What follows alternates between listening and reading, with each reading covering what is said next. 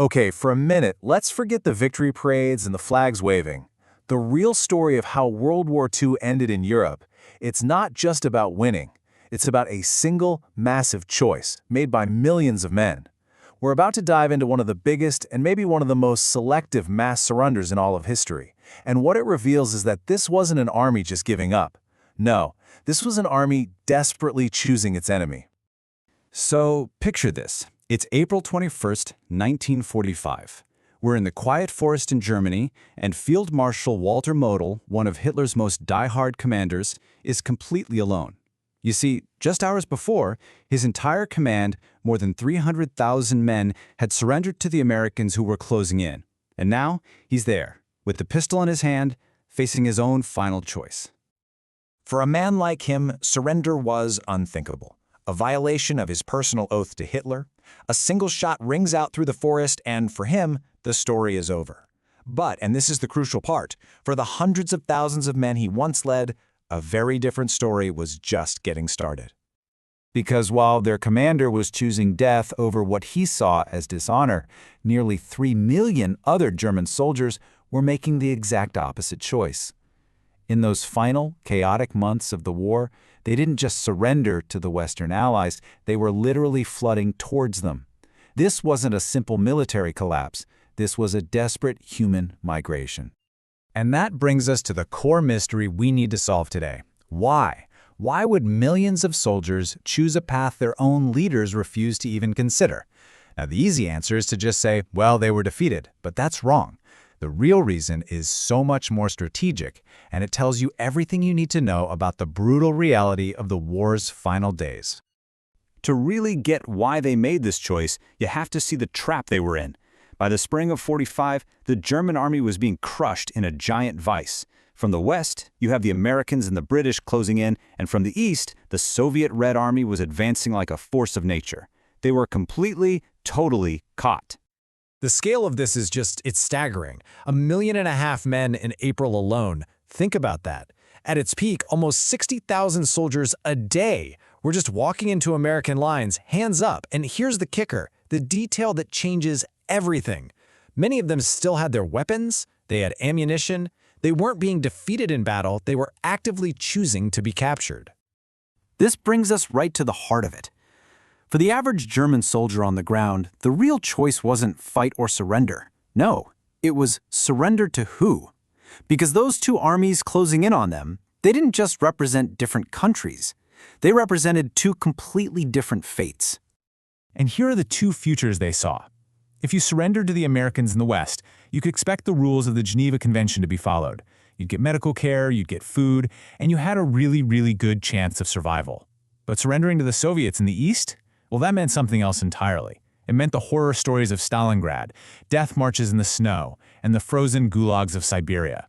One path led home, eventually. The other, almost certainly, led to an unmarked grave. This quote really says it all, doesn't it? This wasn't a collapse. It was a conscious decision.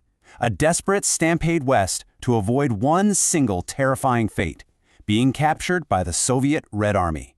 But what made that fate so much worse? To answer that, we have to look at what the German army itself had done. To understand the absolute terror of Soviet captivity, you first have to understand what the German army did on the Eastern Front. Because the Soviets weren't just fighting a war, they were coming to exact a righteous and truly terrible revenge. The Germans had a specific word for their war against the Soviet Union, Vernichtungskrieg. It means war of annihilation. And that's exactly what it was. This wasn't just a military strategy, it was an official state policy to wipe an entire people off the map to create living space. And every single German soldier on that front, whether they pulled a trigger in an execution or not, they knew. They knew the scale of the horror their army was committing. The numbers they're almost impossible to comprehend. 26 million Soviet citizens dead. 3.3 million Soviet prisoners of war deliberately starved to death in German camps. The German soldiers knew this, they knew the blood on their country's hands, and so they understood that when the Red Army finally came for them, they weren't just coming as soldiers, they were coming as instruments of a terrible, and you could argue, a justified vengeance. So, faced with the absolute certainty of that revenge, the German soldiers did the math. This wasn't just blind panic. It was a simple, brutal calculation of survival. They didn't need to read official reports to know the odds. They could see it in the haunted eyes of the few soldiers who ever made it back from the Eastern Front.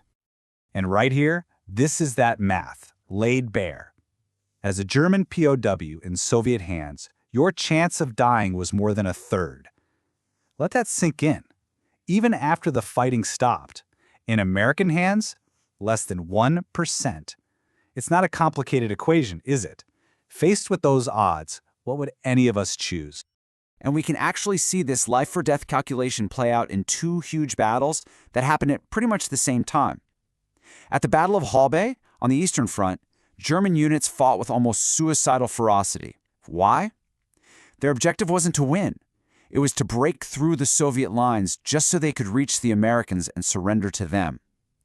Now compare that to the Ruhr Pocket in the West. There, facing the Americans, over 300,000 men laid down their arms in one of the biggest peaceful surrenders of the entire war. They literally fought to the death to escape one enemy, only to give up without a fight to another. But the story doesn't just end on the battlefield, because this massive strategic choice for survival had consequences that rippled out for decades. It didn't just end World War II, it drew the first lines on the map for the next war, the Cold War. Think about that ripple effect. Those 3 million men who surrendered to the West, they were treated humanely, and most were home within a few years. They became the builders, the workers, the citizens of the new West Germany. Their direct experience of American conduct, combined with billions in aid from the Marshall Plan, anchored their new nation firmly to the West. It transformed a hated enemy into a cornerstone of the NATO alliance. This timeline really shows the long shadow that choice cast.